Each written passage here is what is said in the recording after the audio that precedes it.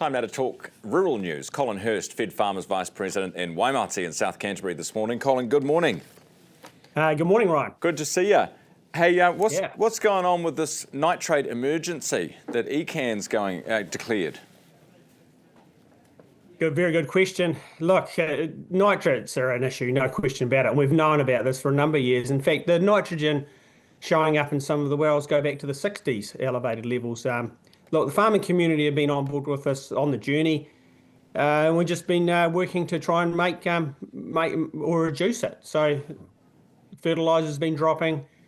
Our cow numbers have been dropping actually in Canterbury. We're fencing off our waterways. And we've got a whole lot of new types of plants that it cause less of an issue. So, yeah, it's a cheap political stunt, Ryan, is basically what it is on the last day of the council. I was going to say the vote was 9-7 to vote for this emergency. I mean, how many emergencies do you declare before the word loses all its meaning?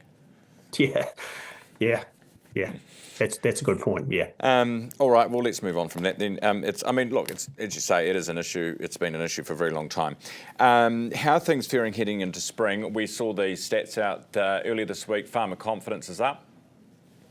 Yeah, no, it is up, and it's something we would expect anyway. A lot of our product prices are up, looking really good. Interest rates are down a bit. Still a few issues with some costs. So the milk price is looking very impressive.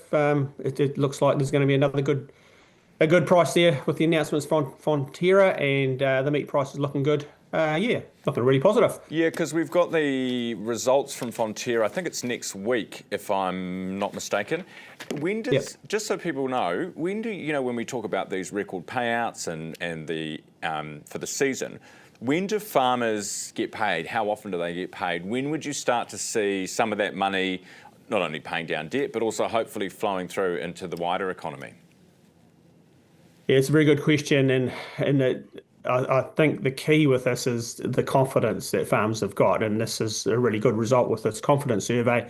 The key point is when Fonterra announces its forecast payment, the farmers get a percentage of that, even though they haven't, and they get the payments coming through the year. And as more announcements are made, firming up exactly what that price will be, they will mean they will be getting top-ups through the season. So.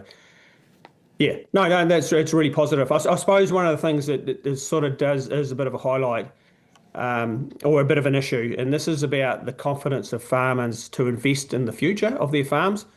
And we've still got an element of uncertainty. And this Canterbury situation with the nitrates creates this uncertainty to invest in future systems, and also some of the resource consenting that our farmers are having to do nowadays, and that's creating uncertainty about, or long term.